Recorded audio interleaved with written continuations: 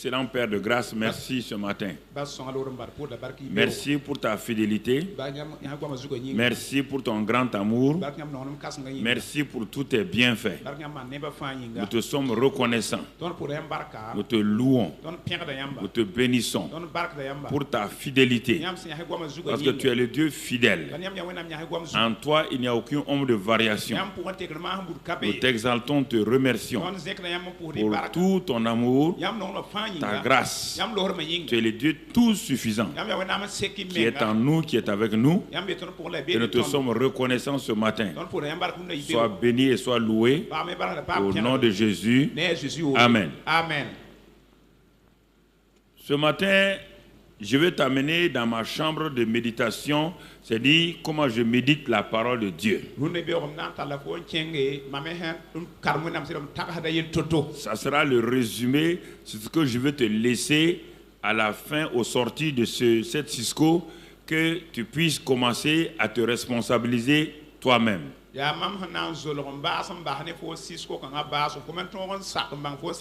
le titre du message, comment méditer la parole de Dieu. Comment méditer la parole de Dieu. C'est son titre comme cela. Alors, nous allons, suis-moi. Et d'abord, Jésus a dit, suis-moi. Moi, je te dis ce matin, comme je suis Jésus, je le suis. Alors, suis-moi dans mon temps de méditation. Et un homme devrait succéder à un homme de Dieu. Son nom s'appelle Josué. Dieu, sachant que cet homme-là a suivi ce grand homme de Dieu, mais qu'il devait fonctionner par lui-même, qu'il devait maintenant, par sa propre vie, avoir la victoire. Dieu lui donne un conseil. Et c'est ce conseil que je vais te donner ce matin.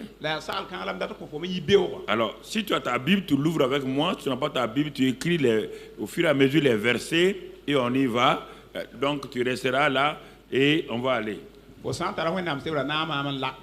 Donc, Dieu lui dit, il dit Josué. Moïse n'est pas un grand homme de Dieu. Le secret de Moïse, il a appris à se tenir dans ma présence et à méditer la parole orale que je lui donnais.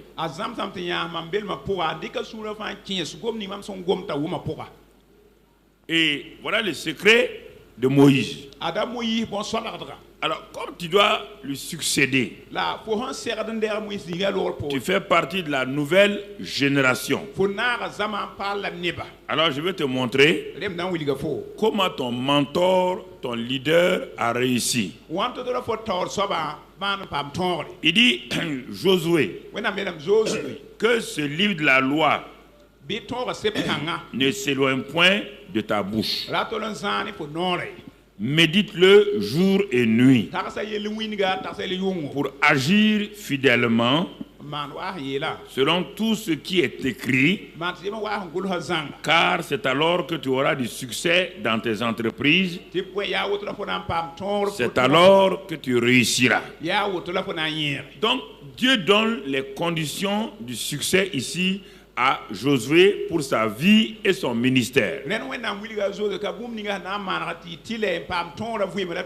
Alors, puisque je suis dans le temps de méditation,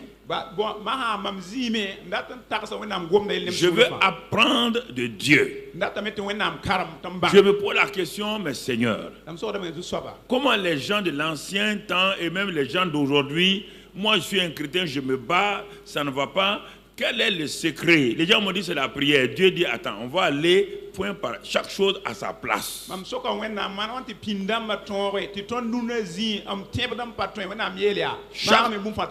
Chaque chose ayant sa place commence par le commencement. Donc Dieu dit à Josué, le livre que Moïse t'a laissé là, Fais tout. Régulièrement. Fixe tes yeux sur ce livre-là. Fais penser les paroles, ces paroles-là dans ta tête. Mets-la dans ta bouche. Et ensuite agis selon ce qui est écrit. Je t'assure, tu réussiras dans tes différentes entreprises. On ne parle pas entreprise électricité ou autre, sinon quand on dit entreprise ici, c'est tout ce que tu fais dans la vie. Donc mon frère, ma soeur, c'est alors que tu réussiras. Alors je suis là. Ah bon? Mais quel est le domaine dans lequel je veux réussir?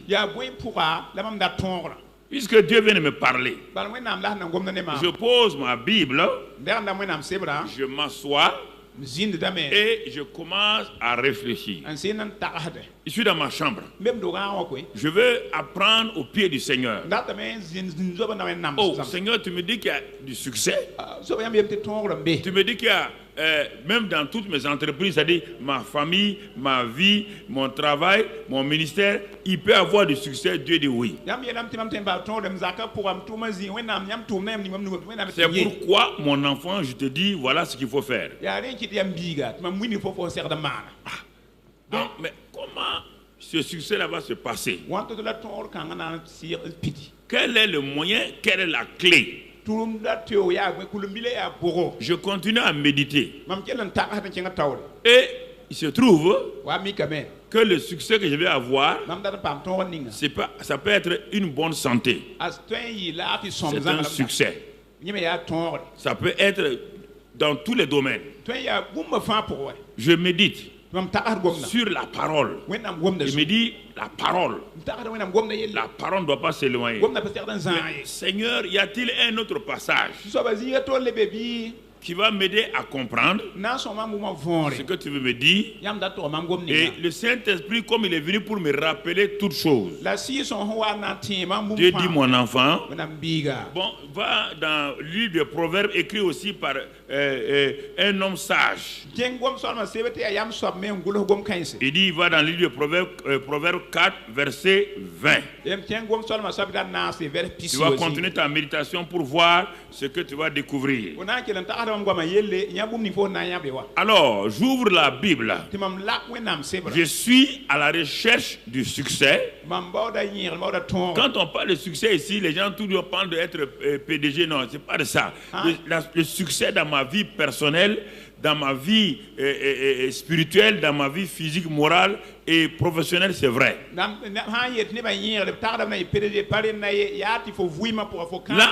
le Seigneur vient et comme il s'est adressé à Josué, il va s'adresser à moi. Il dit, mon fils. Ah, je suis enfant de Dieu, donc je dis, ah, Dieu me parle cette fois-ci. Par l'autre côté, on dirait qu'il parlait à Josué. Et comme je ne suis pas Josué, je peux avoir des doutes. Mais ici, il me dit, mon fils. Effectivement, je dis que je suis enfant de Dieu. Donc, je suis fils et fille de Dieu. Ah, qu'est-ce qu'il veut me dire? Maintenant, mon attention est bien attirée. On dit Josué. Je ne suis pas Josué. On me dit maintenant, mon fils. Ça au moins, je suis enfant de Dieu. Qu'est-ce que mon père veut me dire? Qu'est-ce que mon père veut m'enseigner? Il dit, mon fils, sois attentif à mes paroles. Ah, c'est plus précis qu'avec Josué. Il a dit que la parole ne se loin pas de tes bouches. Dieu me dit, sois attentif. Attentif, attention. Donc ça veut dire, fixe tes pensées.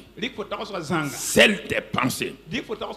Que tes pensées maintenant commence à se fixer sur ce que tu vas lire. Sois attentif à mes paroles. Ça, c'est un premier moyen. Et deuxièmement, quand tu vas devant un homme de Dieu et tu sais que l'homme de Dieu a la parole, il dit en ce moment-là, prête l'oreille à mes discours que je mets dans la bouche de cet homme de Dieu. Dieu est en train de m'aider, d'amplifier et d'approfondir ma méditation.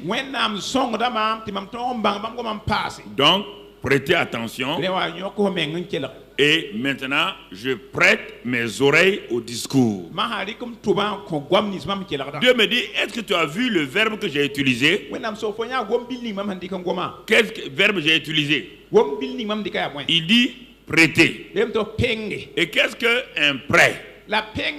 C'est quelque chose qui t'appartient et que tu prends pour donner à quelqu'un pour un temps.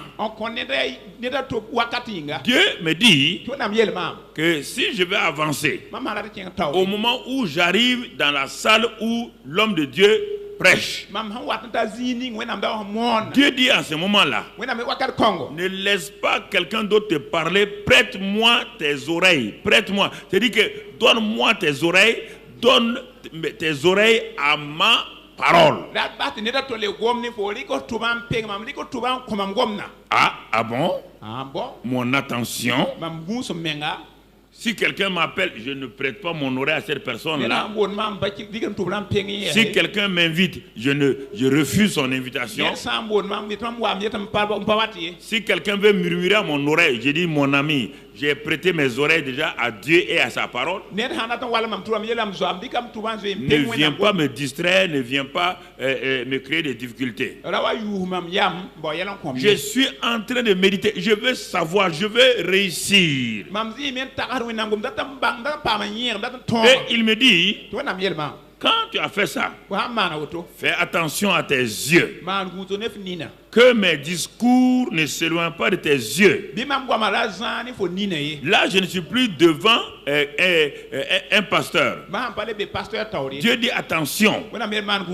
Il se peut que tu veux le succès qu'on appelle bonne santé. Mais toi, tu es tout le temps en train de regarder ton corps. Tu es en train de regarder tes résultats médicaux. Dieu dit fais attention. Si tu regardes tes résultats médicaux là, les résultats médicaux ne font que dire ce qui est dans ton corps et ça ne te guérit pas. Ça ne t'apporte pas une guérison. Ça te montre un fait physique. Il dit en ce moment-là, détourne tes yeux de ces résultats. Détourne tes yeux de tes symptômes. Fixe-les sur la parole. Cherche, tu vas voir, il dit, mais où je vais trouver cette parole? Dieu dit, mon fils, continue à méditer, continue à lire. Ne laisse pas qu'un téléphone vienne te divertir. Dès que tu prends le téléphone, moi je coupe la relation avec toi. Quand tu vas revenir pour écouter, je ne te parle plus. C'est pourquoi ferme ton téléphone et mets-le au loin. Si au moment où tu médites, toi tu réponds à un coup de fil, le Saint-Esprit interrompt la relation. Et ce n'est pas fini. Et il me dit, quand tu fais ça, vous voyez bien la pensée, les oreilles, les yeux sont des portes qui vont te donner accès à la parole quelque part. Sont des entonnoirs. Résultat, garde-les dans le fond de ton cœur. Tu as entendu de l'extérieur, tu vas aller emmagasiner à l'intérieur. Et ton cœur devient un grenier. Et comment veux-tu qu'un cœur qui est rempli de paroles soit un cœur stérile? Il dit, voici le résultat maintenant. Conclusion, quand tu as été attentif, quand tu as prêté l'oreille à la parole de Dieu, quand tes yeux ont été fixés sur la parole, et mon frère, quand tu les gardes dans ton cœur, le Seigneur te dit, car c'est la vie pour ceux qui les trouvent. Et ensuite, c'est la santé pour tout leur corps. Et voilà mon succès déjà devant moi. Donc avec ça déjà, mon cœur est rassuré. Je commence à voir, mais je vous pose la question. Tu ne connais pas ça. Tu te jettes, tu te mets à prier. Tu vas prier quoi? Je te pose la question. Vous me dites que je suis contre la prière là. Tu vas prier quoi? Tu vas prier tes propres prières. Tu vas prier tes besoins. On ne prie pas ses besoins. On prie la parole de Dieu. Tu vas prier quoi? Ah Seigneur, tu vois, je suis malade. Je suis malade. Guéris-moi. Alléluia. Ça ne guérit pas quelqu'un. Dieu dit, mais quelle est la parole? Dans ton cœur là, c'est la peur, l'incrédulité, c'est le doute. Donne-moi une parole. Là, je m'assois. Mais Seigneur, je comprends pourquoi maintenant, malgré tous ces temps de prière et de cris là, ça ne va pas. Dieu dit, j'ai ma méthodologie. Et ma méthodologie, la voilà. Il dit, les hommes ont leur méthode, moi aussi j'ai mes méthodes. Et de même que tu obéis aux méthodes des hommes, tu ne veux pas écouter mes méthodes.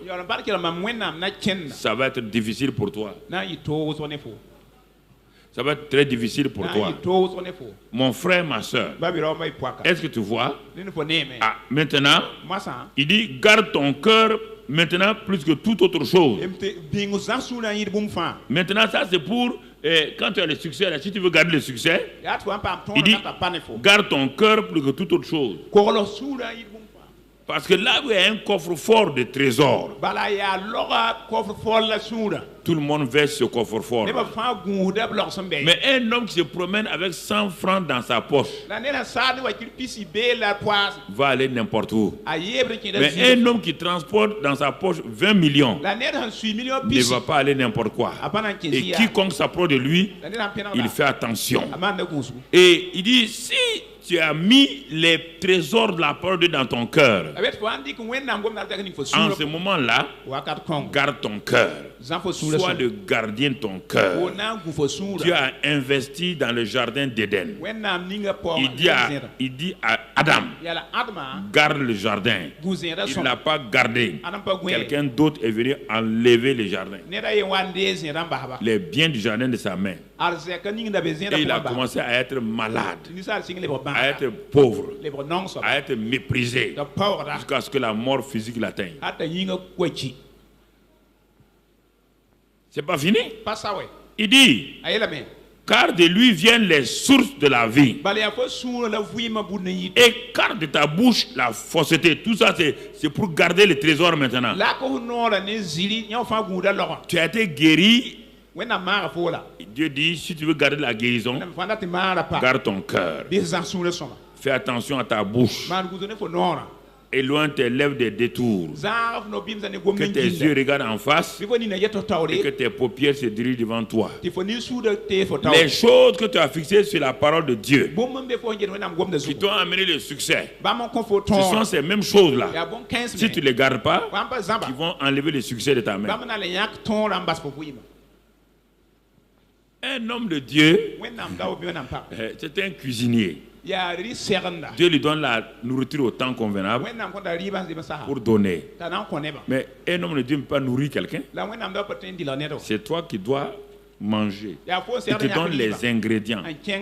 Et c'est toi qui dois faire ta sauce. La sauce qui convient à ton corps. Les gens croient qu'un homme de Dieu a une puissance, une sagesse par lui-même, et qu'il suffit de poser les mains ici, de poser les mains ici, tout va réussir.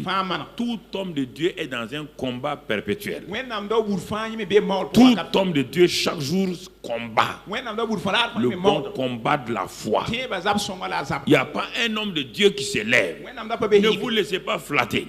Quand vous regardez la télévision, il n'y a aucun homme de Dieu aujourd'hui sur la terre là. Donnez le nom et tous combattent. Ils ont des problèmes familiaux, ils ont des problèmes de santé, ils ont des problèmes de persécution, tous sans exception. Il n'y a pas un seul, les plus grands, les plus petits. C'est pourquoi fixe les yeux sur la parole. Tu n'as pas besoin de copier quelqu'un.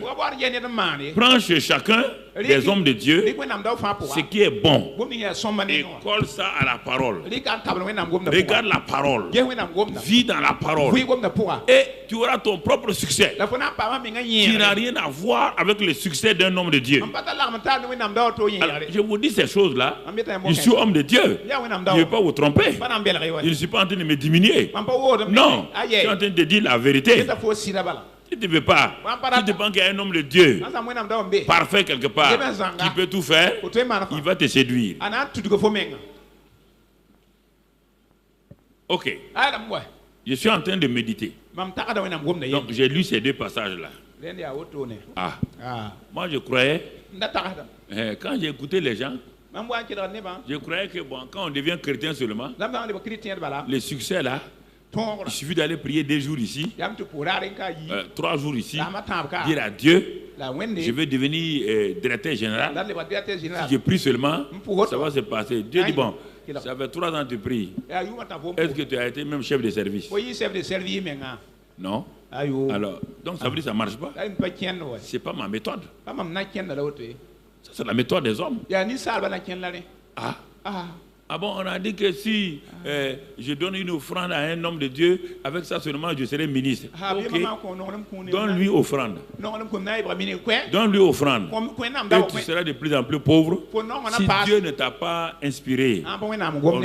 Ou bien tu peux donner une offrande de reconnaissance et d'honneur. Là, tu ne t'attends pas à quelque chose.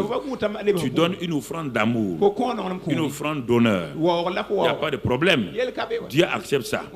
Mais ne crois pas dans ta tête que si je donne ça là, Dieu doit me donner ça. Dieu ne sera pas d'accord. Puisqu'il connaît ta motivation. Donc, je suis en train de méditer. Ah, Seigneur.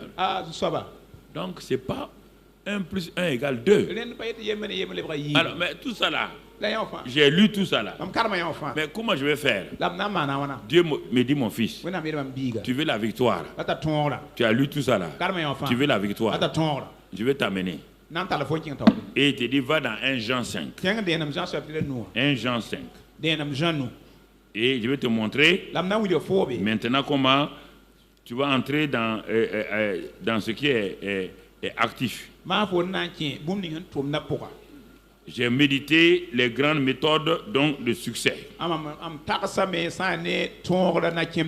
Voilà. Dans 1 Jean 5, verset 4. J'arrive là-bas. Je suis dans mon temps de méditation. Mon frère, dans ce temps de méditation. Et j'ai lu là-bas, il dit parce que tout ce qui est né de Dieu triomphe du monde. Je m'arrête. Je réfléchis. Seigneur, tu dis Josué, pour réussir, doit faire ça, ça, ça. Et tu me dis mon fils, ma fille, pour réussir aussi, pour recevoir la guérison, pour recevoir la guérison de mon âme, de mon corps, de ma famille, je dois faire ça. Prêtez attention, prêtez l'oreille, mes yeux, dans mon cœur, et j'aurai la victoire. Maintenant, tu me montres le moyen. Quel est le moyen? Il me dit, il me rappelle encore, comme tu es mon fils, ce sont les fils qui triomphent. Tout ce qui est né de Dieu triomphe du monde. Donc, qu'est-ce que tu me dis, Seigneur? Je te dis, malgré les méthodes que je te montre là, il y a un monde qui s'oppose à toi. Le monde ne te laissera pas gagner comme ça. Ah, donc il y a un obstacle. Elle me dit, oui. L'obstacle s'appelle qui?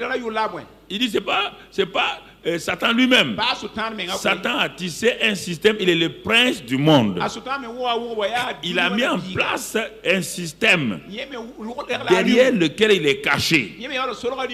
Satan ne peut pas venir à toi directement parce qu'il n'est pas omniprésent.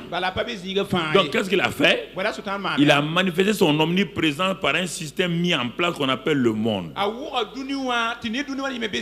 Il a mis à chaque tout ce qui concerne l'homme.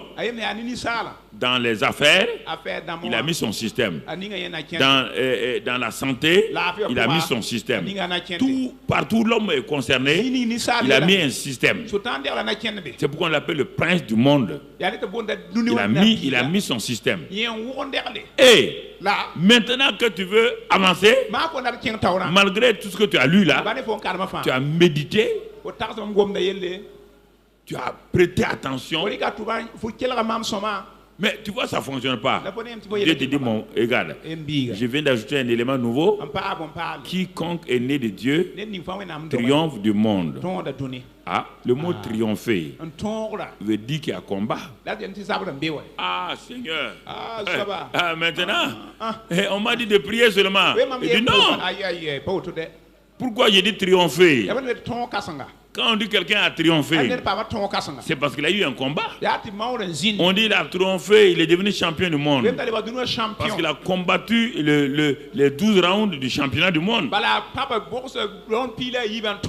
Il a triomphé dans telle chose. Il y a eu un combat. Mais le pasteur nous a dit seulement si on fait ça, on fait ça. Quel pasteur t'a dit ça? Quel pasteur t'a dit ça? Ah bon? Une femme peut aller s'asseoir devant un pasteur. Supposons qu'elle soit stérile. Lui dire, ma fille, si tu fais ça, tu auras un enfant. Tu dis alléluia. Tu auras l'enfant là, sans combat. Les 9 mois là, c'est quoi? 9 mois de quoi? Tu auras l'enfant là en dansant, en levant les bras, alléluia, alléluia. L'enfant sort maintenant. Pourquoi il faut être intelligent spirituellement. Pourquoi vous laissez que les gens vous nettoient le cerveau? Pourquoi vous laissez ça là? On dit triompher. Tu as déjà vu quelqu'un porter une médaille d'or sans payer le prix? Au moment où tout le monde dort, lui il fait quoi? Tout ce que les gens mangent, lui il refuse de manger. Et vous voulez que la vie chrétienne comme ça, c'est levé seulement, bon l'homme de Dieu fait ça, il proclame ça. Non. Il faut savoir méditer. Dans la méditation, que les choses vont sortir. Et c'est ça qui m'a fortifié depuis plus de 30 ans maintenant. J'ai fait au moins 10 ans de lutte inutile. Je croyais aux hommes de Dieu parce qu'ils avaient ça. Ils ont prié pour moi, ils ont tout fait. Dieu m'a dit, ce sont des hommes de Dieu. Il y a le Dieu de l'homme. Toi, tu dis homme de Dieu. Tu ne t'intéresses pas au Dieu de l'homme. Tu auras des problèmes. Quelle que soit la puissance de cet homme-là, il est limité. Commence à t'intéresser au Dieu de l'homme. Comment je vais m'intéresser au Dieu de l'homme? Le Dieu de l'homme a donné un livre où il dit il a tout décrit. Où il a tout inscrit. Mon frère, ma soeur. Il a tout inscrit là-bas. Il a tout dit là-bas. Alors, en ce moment-là, je regarde ici. Ah, donc je vais triompher du monde. Et il explique dans la deuxième partie. Et la victoire qui triomphe du monde, c'est notre foi. Il dit, Donc, je suis en train de voir maintenant le moyen que Dieu me donne pour triompher. Pourquoi? Donc, méditer la parole, l'écouter là. Et tout cela, pour réussir là, c'est la foi. Pourquoi la foi? Parce que je vais méditer, ce que je vais écouter là, c'est ça qui produit la foi. La foi vient de ce qu'on entend. Et ce qu'on entend vient de la parole. Donc ça veut dire, ce que j'ai médité, ce que j'ai écouté, ce que j'ai regardé, tout ça réuni va produire la foi.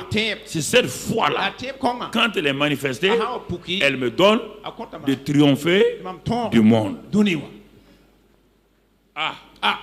Je commence à voir la joie. Seigneur, je commence à comprendre.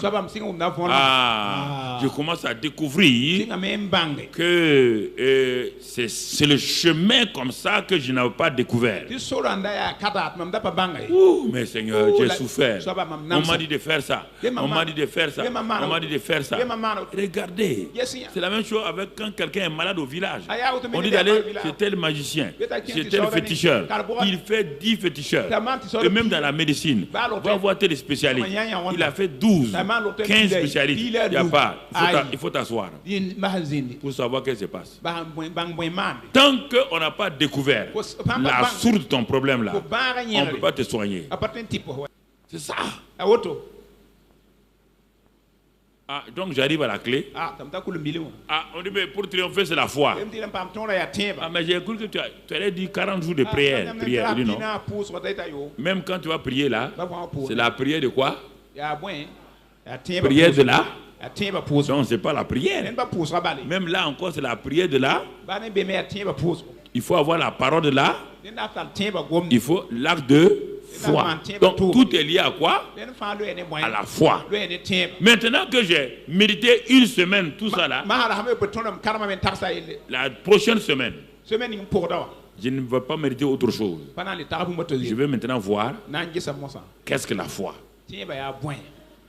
Je suis un étudiant personnel avec la parole de Dieu et mon professeur le Saint-Esprit. Alors je cherche à savoir, cette semaine-là, j'ai vu qu'il n'y a pas de succès. Donc le terrain a été déblayé. Et je suis arrivé à la conclusion partielle que c'est la foi qui me fait triompher du monde, qui me fait triompher de toutes mes situations. Je vais commencer l'étude de la foi. Donc cette semaine, j'ai mon cahier encore. J'ai mon bic. Je prie le Seigneur maintenant. Et je dis au Saint-Esprit, illumine les yeux de mon cœur pour que je contemple les merveilles de ta parole. Car la révélation de tes paroles est claire et donne l'intelligence. Ça, dans tous les domaines. Que vous soyez dans le domaine de l'entrepreneuriat, que vous soyez dans le domaine de la recherche. Si les médecins chrétiens faisaient ça là, ils allaient avoir plus de succès que les autres chrétiens. Mais les médecins chrétiens font toujours, c'est leur bottin, leur quoi. Ils ne se connectent pas au Saint-Esprit. Saint-Esprit a créé le corps. Il est capable de dire qu'ici là, sans même médecine, c'est telle maladie, c'est telle chose, application. Et simplement, vous allez guérir les gens.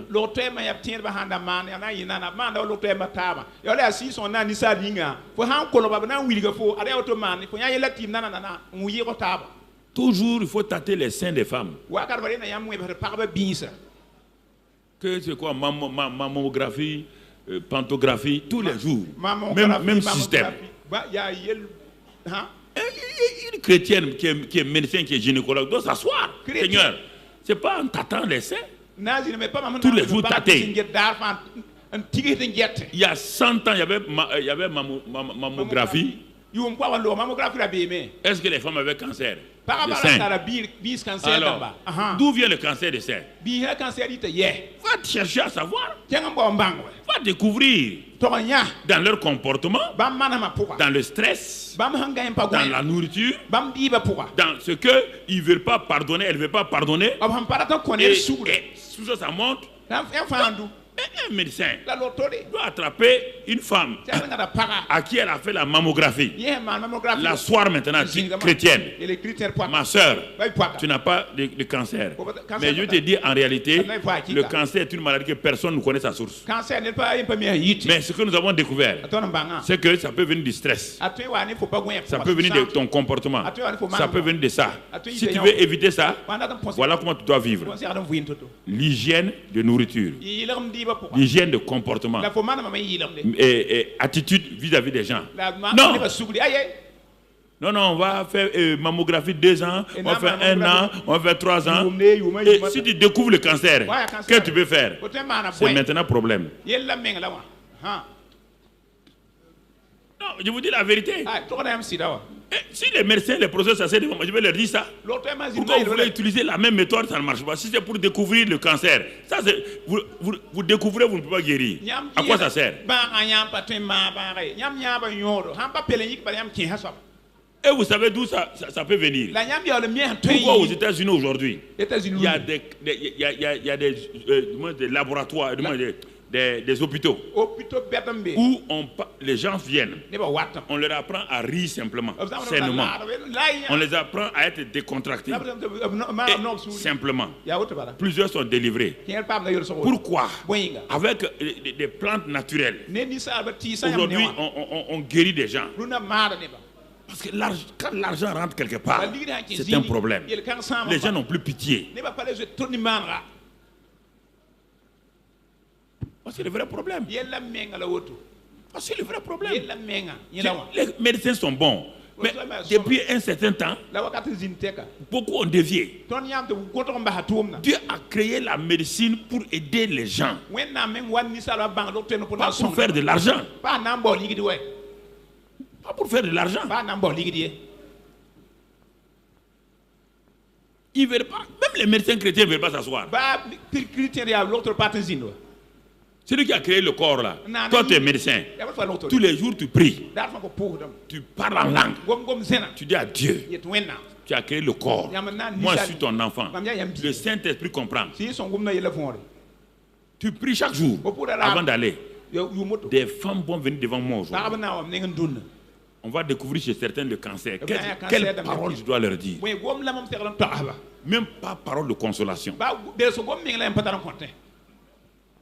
C'est pas normal. C'est pas normal. Les gens m'écoutent, ils m'écoutent en ville. S'ils peuvent me dire le contraire, donc on veut me dire le contraire. Dieu vous a suscité pour être des gens, pour aider les gens. Allez dans ce sens-là. On ne veut pas dire aux gens. Si tu enseignes les gens, tu ne vas plus avoir l'argent. Mais au moins tu as sauvé des gens. Tu es heureux. Je ne dis pas que ce n'est pas négatif.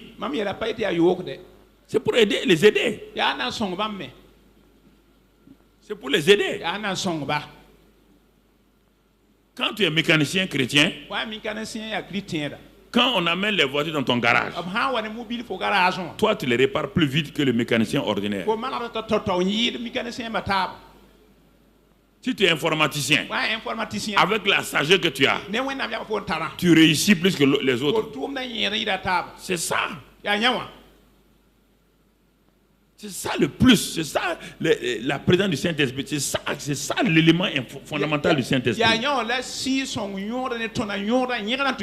Mais si toi tu fais ça, tu es boulanger et tu es comme les autres boulangers qui fraudent là, qui mettent la farine de n'importe quoi. Mais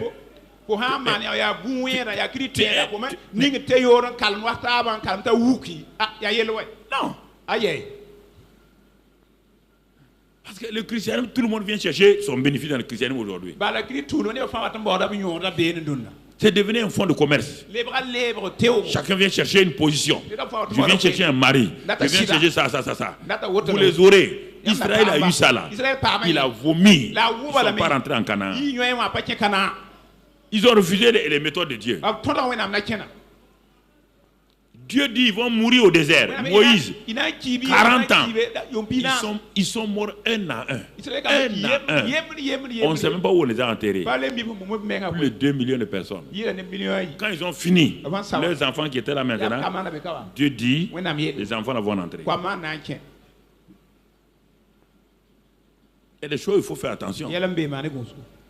Prenez-vous au sérieux. Dès le moment où vous devenez chrétien, prenez-vous au sérieux. Je suis un enfant de Dieu.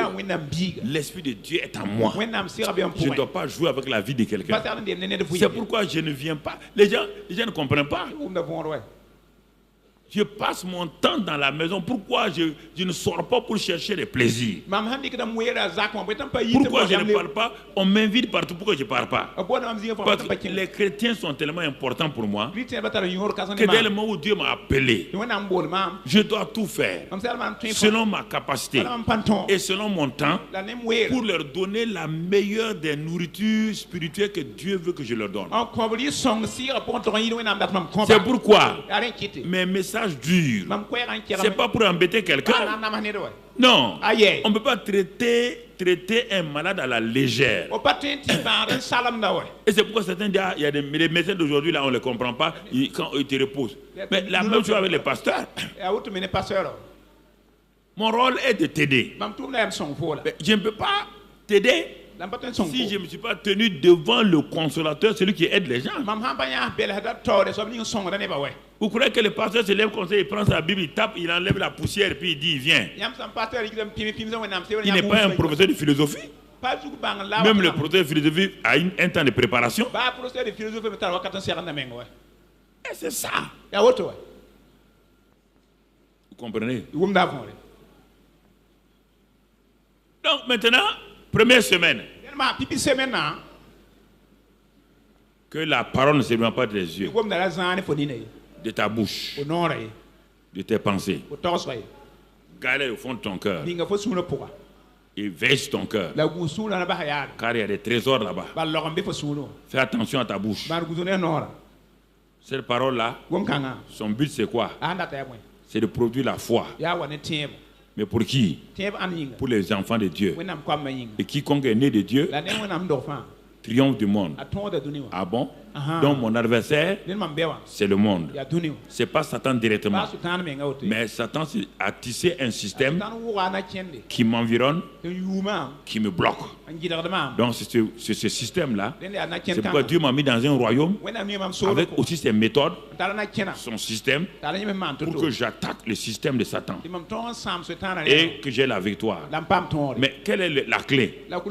Quel est le moyen? Dieu dit, mon fils, pour triompher du monde, c'est la foi.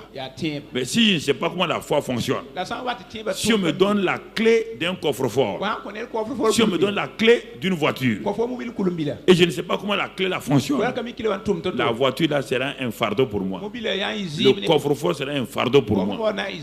Je vais faire quoi? Il y a de l'argent là-dedans. Je ne connais pas comment mettre le code. Je ne sais pas comment faire fonctionner. Je suis riche et pauvre en même temps. Il y a des millions là-bas. Mais si je vais acheter même 5 francs, je suis obligé d'aller emprunter à quelqu'un. Je dis, je suis millionnaire. On ne peut pas le voir. De l'argent est dans le coffre-fort. La clé que j'ai, je ne sais pas manipuler. Ici, il y a tous les trésors de Dieu. Mais pour les extraire, il y a l'or, il y a tout. Mais on ne peut pas extraire l'or sans des machines. C'est pourquoi, frères et sœurs, ne courez pas à gauche, à droite. Cherchez à savoir. On dit que c'est la foi qui triomphe. Alors je veux voir qu'est-ce que la foi. D'où vient cette foi? Au moment où je suis en train de méditer, je prie en même temps. Oh, Saint-Esprit, Jésus a dit que quand tu viendras, tu vas m'enseigner toutes choses. Cette affaire de foi là, j'ai entendu beaucoup de prédications sur la foi. Mais moi, je n'ai jamais pu savoir qu'est-ce que la foi. Oh Saint-Esprit, aide-moi à découvrir comment la foi fonctionne. et je m'assois. C'est pas automatique. Je suis assis dans mon fauteuil. Je ferme les yeux. J'attrape ma tête. Je parle en langue. J'attends. À un moment donné, le Saint-Esprit me dit, si tu veux savoir comment travaille la foi, il faut aller à un homme qu'on appelle le père de la foi. Ah bon? Il y a un père de la foi? Dieu me dit oui. Ah, moi je ne savais pas. Hein? D'où le père de la foi là vient. Et qui il s'appelle? Tu ne connais pas? Il s'appelle Abraham.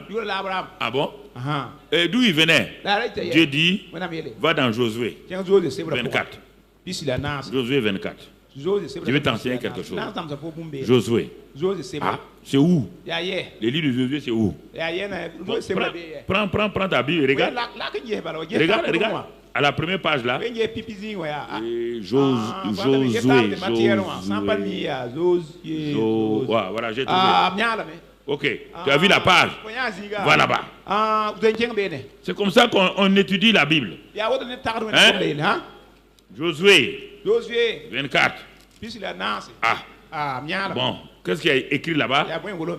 Josué. Josué assembla toutes les tribus d'Israël à Sichem.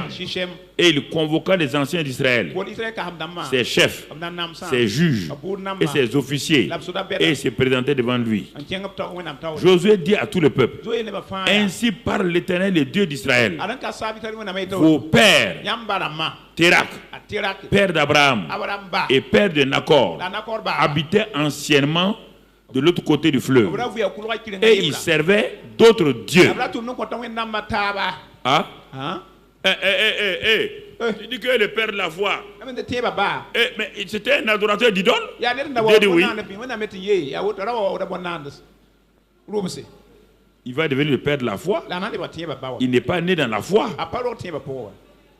Il va le devenir. Toi, tu es né pécheur. Tu es devenu enfant de Dieu. Abraham est né adorateur d'idole. Il va devenir père de la foi. Par quel moyen? Il dit, mais c'est ça. C'est ça. Tu veux connaître la foi, non? Parce que je m'en vais derrière pour prendre un païen, un adorateur d'idole, et je vais te montrer qu'il est devenu père de la foi. Tu es en train de prêcher la foi. Ça ne marche pas. Retourne au commencement. Retourne à l'original. Ah bon? Donc les parents d'Abraham, son père Térak, ses ancêtres là, ils adoraient des idoles, d'autres dieux. D'autres dieux. C'est pas l'Éternel. Non. Qu'est-ce qui s'est passé? Le verset qui suit. J'ai pris votre père Abraham.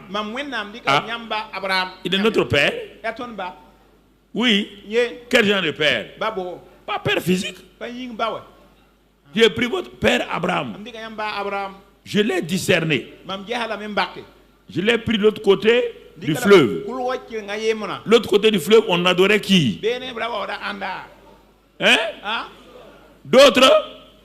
Est-ce qu'il y avait l'Éternel là-bas? D'autres dieux. Et je lui fis parcourir tout le pays de Canaan. Je multipliai sa postérité et je lui donnai Isaac, etc.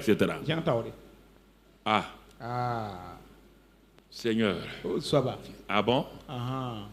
Tu as pris. Tu l'as pris où? Je m'arrête encore. Je suis un étudiant de la Bible. Je ne connais pas. Tu l'as pris où? De l'autre côté du fleuve. Pour l'amener où? Tu dis Canaan. Mais comment ça s'est passé? Comment cette histoire-là? À quel moment tu as parlé à Abraham? Dieu dit tu ne connais pas. Le Saint-Esprit est venu en toi pour te rappeler tout ça. Et dit si tu ne sais pas, cherche même dans ton dictionnaire, dans ta concordance, le mot Abraham. Comment le nom va apparaître la première fois? Si tu ne sais pas chercher la Bible, tu as une concordance, non? Regarde là-dedans. La première fois que le nom Abraham va apparaître. Il dit ah bon? Mais c'est vrai, hein? C'est vrai, hein? J'ouvre ma concordance rapidement. Je cherche Abraham. La première fois que ce nom apparaît, j'arrive. Genèse 1, Genèse 2, Genèse 3, 4, 5, 6, 7, 8, 9, 10. Je ne trouve pas Abraham. Et quand j'arrive à Genèse 11, je trouve Abraham. Il dit bon, ok, j'ouvre Genèse 11. Abraham. Oh, Dieu. Tu es bon, hein? Tu es un bon professeur. Je suis en train d'étudier. Ah, je regarde là-bas. Et je cherche. Et le nom là vient. Il dit ceci, cela. J'arrive. Puisqu'on m'a dit Térak. J'arrive à Genèse 11, verset 27. Voici la portée de Térak. Térak engendra Abraham. Ah, donc le Abraham là, le voilà ici. Donc c'est lui, hein? Et qu'est-ce qui s'est passé? Alors, verset 31, je saute. Térak prit Abraham son fils. Et l'autre fils d'Aran, fils de son fils. Et Sarai, la belle-fille, femme d'Abraham. Il est sorti de Ur, en Chaldée, le pays des adorateurs d'idoles, pour aller au pays de Canaan, l'autre pays. Et il vint jusqu'à Charan et ils y habitèrent. Le papa d'Abraham n'a pas continué. Il a fait stop. Dans ta vie, ne fais jamais stop. Si tu fais stop, tu ne vas pas parvenir. C'est parce qu'il a fait stop à Charan. Charan veut dire petit résultat, petit fruit. Quand ta vie commence à porter des petits résultats, toi tu t'arrêtes. C'est là-bas que tu vas finir ta vie. Tu ne vas pas rentrer. Donc Térak est mort. Ouais bien. Quand Térak est mort, chapitre 12, l'Éternel dit à Abraham, va-t'en de ton pays, de ta patrie et de la maison de ton père, dans le pays que je te montrerai. Je ferai de toi une grande nation et je te bénirai. Je rendrai ton nom grand et tu seras une source de bénédiction. Je bénirai ceux qui te béniront et je maudirai ceux qui te maudiront et toutes les familles de la terre seront bénies en toi. Mais, oh Dieu, la semaine passée, tu m'as enseigné que ça méritait la parole. Donc la parole a une importance. C'est la parole qui donne la foi. Et tu dis c'est la foi qui donne la victoire. Ah, je commence à comprendre. Tu as donc parlé à Abraham. Il dit oui. Abraham n'a pas eu la foi comme ça. La foi d'Abraham est venue de quoi? Parce que moi j'ai dit à Abraham, quitte. Va, voilà ce que je vais faire. Je vais te bénir. C'est un jour de bénédiction. Quand il a entendu cette parole-là, cette parole a créé en lui la confiance en moi. Et regarde, Abraham partit. Comme l'Éternel lui avait dit. Il dit, le chemin de la foi commence maintenant. Oh Seigneur, merci. J'ai prié. Dit, la foi ne vient pas de la prière. La foi ne vient pas de la prière. Mais c'est ça qu'on m'a dit là-bas? Non. La foi vient de la parole. Et maintenant, quand la parole est là, la prière, la parole de foi va donner la prière de foi. Mais toi, tu as fait le contraire. Comment tu peux faire prière de foi alors que la foi est liée à la parole? Tu n'as pas la parole. Comment tu peux faire prière de foi? Tu vas avoir la foi là-haut. Seigneur. Pourtant, j'ai lutté. Ça fait 5 ans. J'ai lutté avec ce problème-là. Est-ce qu'il t'a dit? Il dit, montre-moi dans un passage où j'ai dit de lutter avec des problèmes. Montre-moi. Vous inventez des expressions. Vous en faites une philosophie chrétienne. Je ne t'ai jamais dit de lutter. J'ai dit le combat de la foi. Le combat de la foi veut dire quoi? Dieu a parlé. Le monde vient s'opposer à toi. Et tu dois triompher. Par la foi. Je ne savais pas. Il dit continue. Continue. Donc tu vois, cette semaine-là, je suis la foi. Bon, je ne suis pas bon, je ne connais pas la Bible. Mais j'ai acheté une concordance. Je vais commencer à voir chercher le mot foi là. J'ai déjà trouvé que c'est Abraham. Et Dieu est en train de le faire de lui un père de la foi. Alors, je cherche. Et dans l'Ancien Testament, le mot foi apparaît seulement 3 fois. Et brusquement, je ne vois plus le mot foi. Mais Dieu me dit, continue dans le Nouveau Testament. J'arrive là-bas, je commence à voir le mot foi. Et quand je vois le mot foi là, et il me dit, retourne dans un passage qu'on appelle Romains 4. J'arrive à Romains 4. Je suis un chercheur. Je suis un homme qui cherche la solution. J'ouvre ma Bible encore. Ouais, la Bible devient mon ami. Je commence à aimer la Bible. J'aime la Bible. Elle me donne la solution. Mais toi, tu n'aimes pas la Bible. Tu ne veux jamais la Bible. Comment tu vas avancer? Vous allez avancer comment?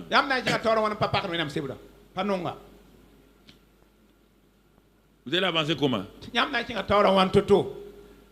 Vous n'aimez pas la Bible. Vous ne voulez pas l'ouvrir. Vous allez avancer comment? Regardez votre misère. Vous allez avancer comment?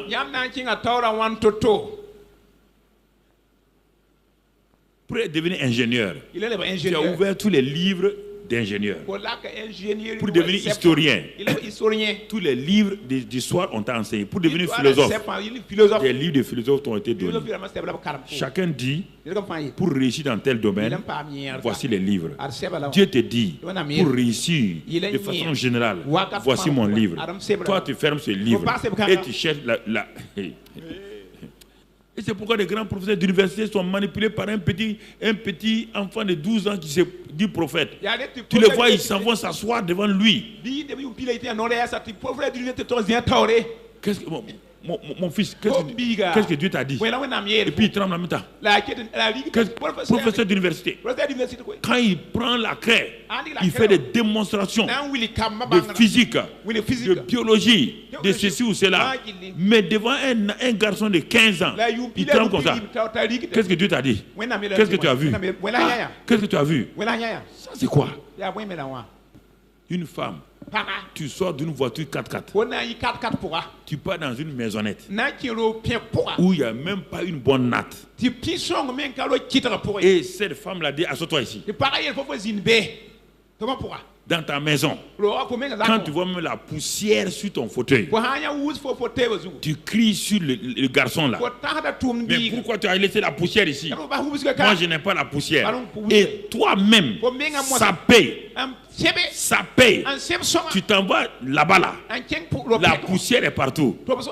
Et cette femme là te dit, ma fille, il y a la poussière. Toi tu dis non, ça ne fait rien maman.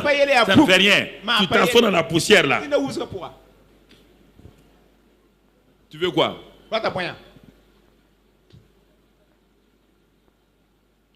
Donc, quand tu veux la prophétie, il n'y a plus d'hygiène. Il n'y a plus d'hygiène. Et tu vas enlever ton mouchoir blanc là même, enlever, essuyer. Et dans ta maison, quand tu vois une simple poussière, ton garçon là va souffrir en tes mains. Et tu vas le toucher à ton doigt. Regarde, la poussière. Regarde, la poussière. Tu n'as même pas essuyé aujourd'hui les chaises là. Et toi, tu vas chez une vieille femme édentée. Et tu es assis sur une natte remplie de poux. Tu veux entendre quoi? Tu quittes ta maison, la parole est là. Dieu est ici avec sa parole. Tu laisses Dieu. Tu vas t'asseoir devant quelqu'un. Parfois, quand je vous regarde, j'ai compassion. Vous ne réussissez pas à cause de ça. Vous ne voulez pas méditer. On dirait que ça vous pique. D'ouvrir la Bible à 1 heure de temps. Ça vous pique. Vous lisez tous les romans. Vous lisez tous les livres. Mais quand il s'agit de la Bible, là, ça vous pique. Ça veut dire que vous savez. Si ça vous pique, ça veut dire que vous savez que votre adversaire ne veut pas que vous réussissiez. Et il vous le montre clairement. Quand vous fermez ça devant la télé, et là vous êtes content. Mais quand vous ouvrez ça, vous dormez. Ça veut dire que votre ennemi a programmé votre défaite, votre mort. Et vous non, réfléchissez. Il te montre clairement qu'il est contre toi. Et toi, tu t'entêtes. Ah, la Bible est dure à lire. Hein? Si la Bible n'est pas un livre de succès, pourquoi il est dur à lire? Tu lis les livres de pornographie facilement. Satan, ça rend facile. Mais quand c'est la Bible là, il rend ça difficile. Ce qui te donne la mort, c'est facile. Ce qui te donne la vie, c'est difficile.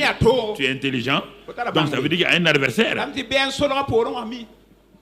Il y a un adversaire.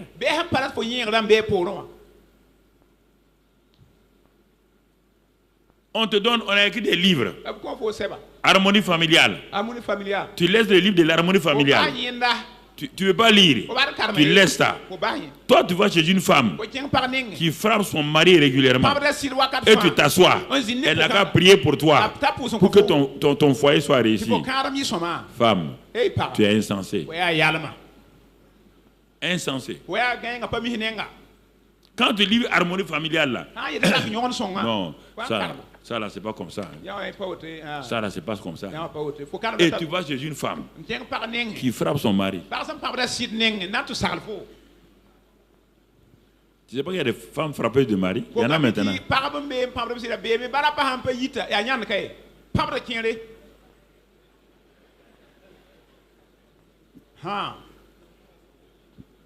Non mais les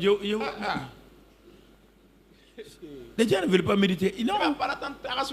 Si la méditation n'était pas réelle, Satan n'allait pas s'opposer. Jamais. Jamais. Jamais. Donc je m'en vais dans Romains 4.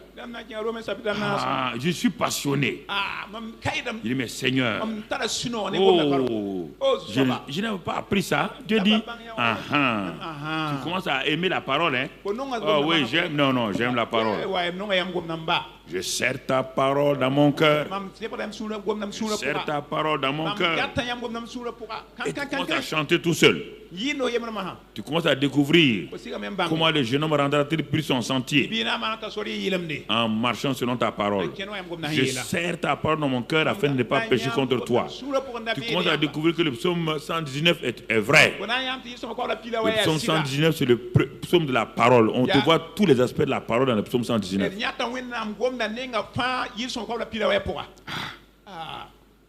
Alors je lis Romains 4, verset 1.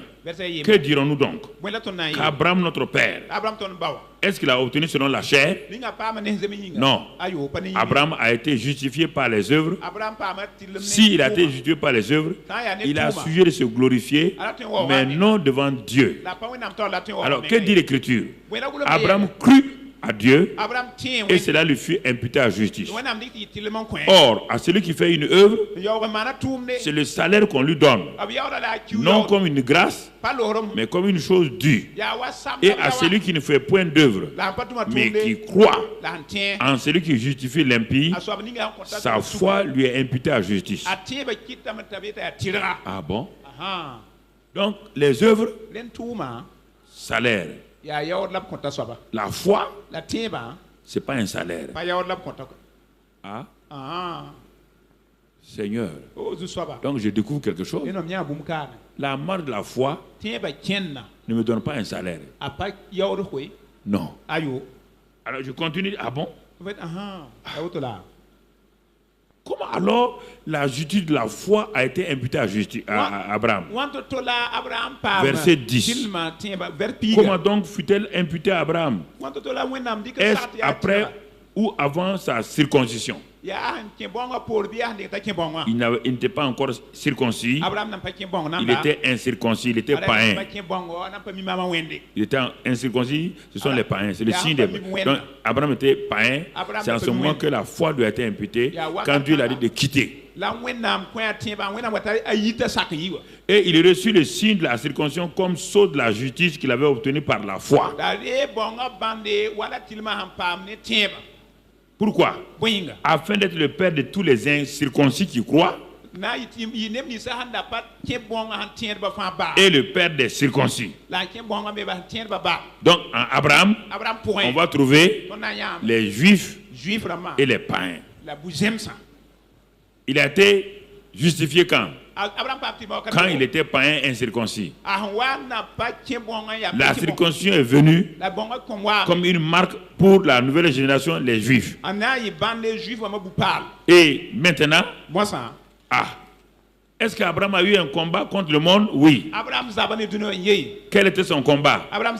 Malgré toutes ces choses-là, Abraham n'avait pas un enfant avec sa femme Sarah. Comment il a triomphé? Dieu dit, mon fils, tu es en train de marcher maintenant dans le chemin de succès.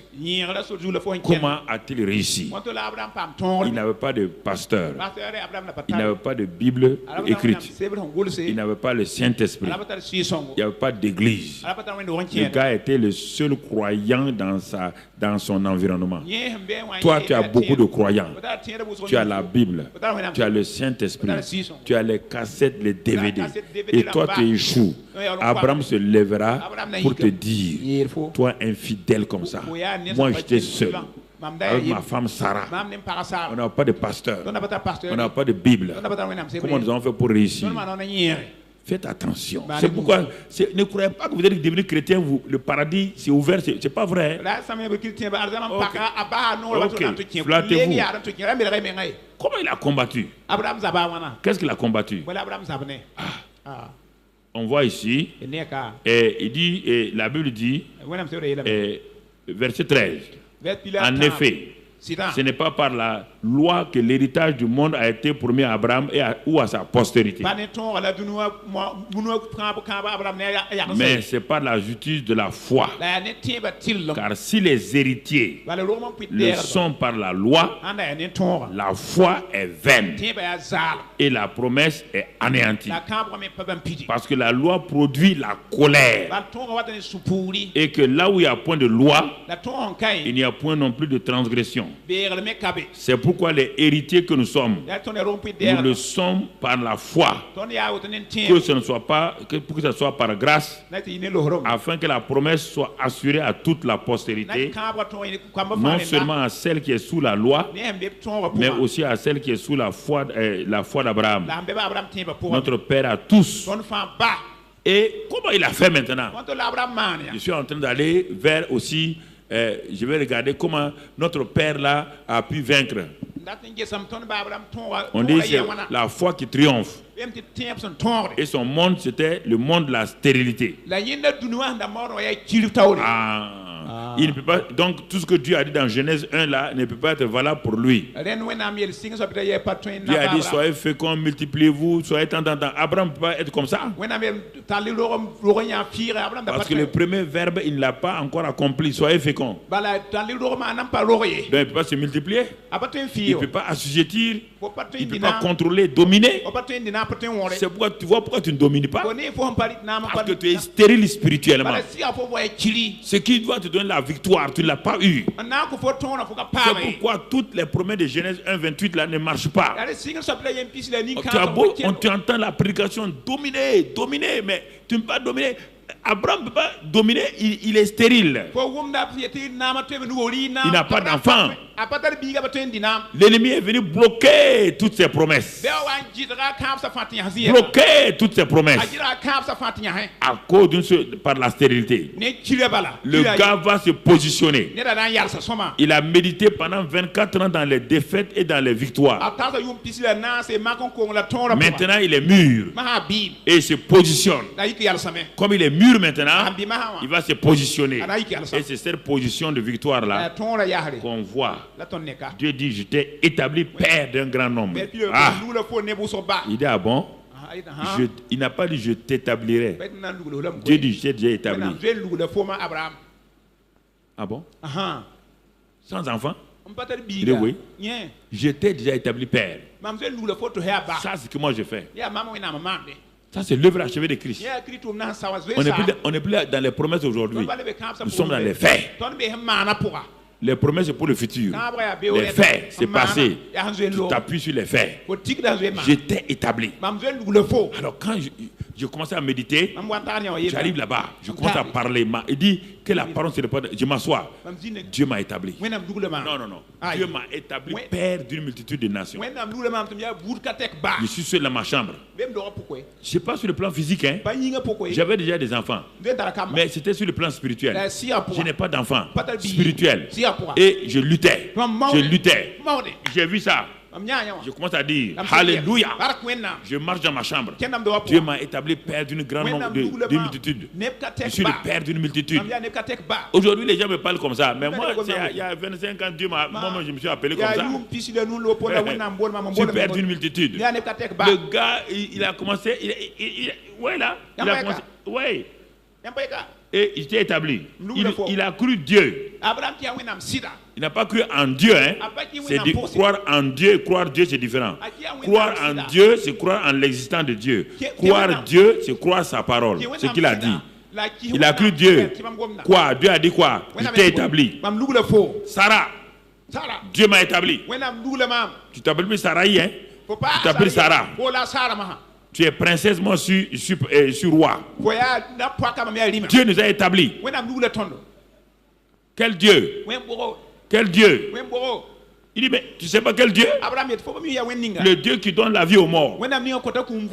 Et qui appelle les choses qui ne sont point comme si elles étaient. Sarah, tu vois non? Le Dieu qui nous a parlé là, il donne la vie aux morts. Tout ce qui est mort en nous, ton sein mort là, est régénéré. Tout est mort.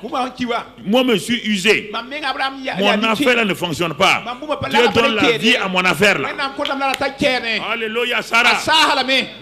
Dansons maintenant. Dansons. Tous les voisins se moquaient. Il dit le vieux là et sa femme là sont devenus des fous. L'intimidation commence. L'adversité commence. Mais ça, Abraham et Sarah n'ont plus peur. Ils sont établis sur la parole. Plus personne ne peut les déranger. Ils sont enracinés dans la parole. Tu n'as qu'à faire ce qu'ils veulent. Tu n'as qu'à te moquer. Ils continuent. Dieu donne la vie aux morts. Dieu donne la vie aux morts. C'est pour quand Dieu lui a donné l'enfant, quand Dieu a dit d'aller égorger l'enfant, et Abraham dit on s'en va adorer. Sarah dit où vas-tu? Et on s'en va adorer. On s'en va adorer. Quand on s'en va adorer, on revient, non? Il n'est pas revenu avec Isaac. Vous ne voulez pas adorer. Vous ne connaissez pas Dieu. Job était un grand homme saint. Mais il avait entendu parler de Dieu loin. Quand il a traversé les épreuves, il dit maintenant, j'avais entendu, maintenant mes yeux t'ont vu. On peut être chrétien longtemps sans connaître Dieu. On a entendu parler de lui parce que les pasteurs ont prêché. Le pasteur a dit, mais tu ne le connais pas. Tu ne le connais pas. C'est ça. Il faut le connaître par l'expérience personnelle. Tu as vu? Qu'est-ce qu'il a fait? Quand l'ennemi a dit, tu sais que Abraham, tu sais que la foi est une ferme assurance des choses qu'on espère. Il dit, mais oui, mais toi tu espères quoi? Un vieux carcasse comme ça, tu espères quoi? Le sein de ta femme est mort, tu espères quoi? Tu peux espérer quoi naturellement? La médecine a dit qu'il n'y a pas d'espérance. La science a dit qu'il n'y a pas d'espérance. Abraham a commencé à danser. Il dit, et le Dieu auquel j'ai cru là, il est le Dieu de l'espérance. Je vais aller puiser mon espérance en lui. C'est pourquoi la Bible dit, il espéra contre toute espérance. C'est ça. Donc la méditation commence à te fortifier. Le gars commence à voir sa victoire. Il commence à voir ses enfants. Il commence à voir ses enfants nombreux comme les étoiles. Il regarde le sable. Il dit mes enfants seront nombreux comme le sable. Mes enfants seront nombreux comme les étoiles. Le gars est passionné maintenant. Il continue. Et ensuite mon frère, et il dit sans faiblir dans la foi, il ne considéra point que son corps était déjà usé. Puisqu'il avait près de 100 ans et que Sarah n'était plus en état, il n'a pas considéré. Il n'a pas comptabilisé. Il n'a pas ouvert un compte de perte. Au ciel, Dieu a ouvert un compte et Dieu l'a crédité. Père d'une multitude de nations. Si Dieu dit au ciel que tu es père d'une multitude, Et toi, tu ouvres un compte de perte et profit sur la terre. Tu débites ce compte-là. Tu as des problèmes. Mon frère, l'imputation comptable est là. L'imputation comptable. Il a dit les écritures qui sont passées au ciel. J'en fais mienne sur la terre. Il a passé les écritures. Et il dit, il ne considéra pas. Il a mis fin au compte de perte. Mon frère, ma soeur, il n'a pas considéré. Les gens disent Abraham, ne sois pas insensé. Regarde. Il ne regarde pas. Il regarde la parole. Écoute. Il dit je n'écoute pas. J'écoute la parole. Constate. Je ne constate rien. Je constate la parole. Regarde. Regarde. Non. Regardez frère. Et qu'est-ce qu'il a fait? Et il ne douta point par incrédulité. Et il fut fortifié donnant gloire à Dieu. Il a commencé à composer des chants. Commencé à composer des chants. À louer Dieu. Il n'a rien vu encore. On n'a pas de devoir d'abord. Toi, tu veux voir. On t'a dit qu'Abraham a prié jeûné. Non. Il a quitté cette étape-là. Le combat de la foi, il n'y a plus de jeûne et prière. Hein. Ce que je vous ai dit hier soir. Renverser les murailles. Parler.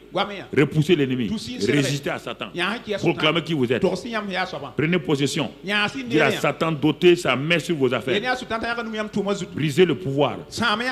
Et simplement louer le Seigneur. Glorifier le Seigneur. Parce qu'il a dit, la chose s'accomplit. Vous êtes père. Il vous a établi ici. Il vous a... Quand j'ai commencé à méditer comme ça, la Bible est devenue mon livre de chevet. C'est devenu mon livre de chevet. La Bible est couchée à côté de moi. Tout le temps, ma Bible est posée. Tout le temps, elle est posée à côté de moi sur mon livre. Je ne pose jamais ma Bible sur la table. Jamais. Je dors avec ça. Je me réveille avec ça. Tu comprends? Voilà ce que je voulais te dire ce matin, avant que tu ne partes. Si tu ne fais pas comme ça, là, tu peux faire aller à Washington prier. Tu vas venir trouver ici, rien n'a changé. Tu vas faire tous les groupes de prière. Si tu ne médites pas toi-même, mon ami, même si tu vas au restaurant, le meilleur restaurant du monde, si tu refuses de manger, tu vas sortir affamé. Donc ce que je vous ai dit ce matin, c'est comment méditer la parole de Dieu. C'est ce que j'ai fait quand j'étais jeune. Je n'avais pas de mentor, je n'avais pas de père spirituel, personne. Je suis décidé à faire ça. Si tu prends la décision ce matin, il n'y a pas de problème. Mon frère, aujourd'hui, toi, tu m'appelles père. Moi, je n'ai pas de père. J'avais des pasteurs. Et même, ils ne savent pas comment faire. Donc, je me suis assis au pied du Père Céleste. Et le Saint-Esprit qui est en moi, Jésus a dit, quand il va venir, il va vous rappeler tout. Il va vous enseigner tout. Il va témoigner de moi. Il va convaincre le monde. Il va vous conduire dans la vérité. Il prendra ce qui est à moi et vous l'annoncera. Il montrera les choses à venir. Il me glorifiera. Quand j'ai vu ces 7 choses dans Jean 14, Jean 15, Jean 16, j'ai dit, plus jamais dans ma vie, je vais échouer. J'aurai des problèmes. Je n'ai pas dit, je peux tituber. Sur la route du succès, on peut tituber. Dans le championnat du monde, on peut te gagner sur 3 rounds. Mais le dernier round, tu mets ton adversaire KO. Malgré les 3 défaites, c'est toi qui es champion du monde. Satan peut te faire tituber, te faire tomber. Tu te lèves, tu t'arrêtes. Tu as dit Satan, écoute-moi, regarde-moi, j'ai la victoire.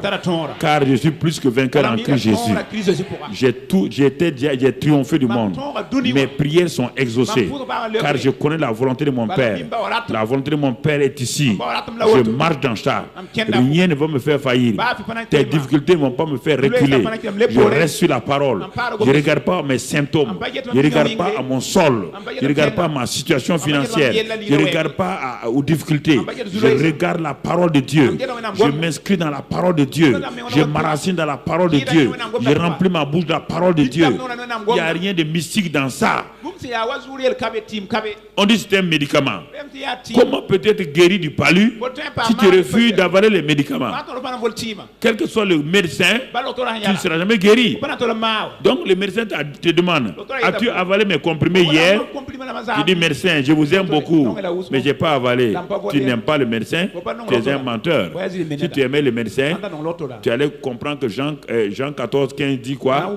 Si quelqu'un m'aime, il va garder ma parole. Si tu aimes Dieu, tu gardes sa parole. Ne mens pas que toi tu aimes Dieu. Il faut éviter de regarder les chants où les chrétiens chantent en te disant, Seigneur, je t'aime, tu es mon amour. Ça, c'est les chants d'amour du monde là. Seigneur, tu es le quoi de mon cœur. Quand tu veux serrer Jésus comme ça, on aime Jésus en obéissant à sa parole. Excellent Père de grâce. Merci pour ton peuple ce matin. Merci pour ta grâce. Merci pour ta fidélité. Merci pour tous tes bienfaits. Apprends-nous à méditer ta parole. Car la méditation de ta parole ouvre notre intelligence, nous donne la victoire. Merci Père pour tous tes bienfaits, pour ton peuple. Bénis-les, renouvelle-les. Que ta grâce soit sur eux. Au nom de Christ Jésus.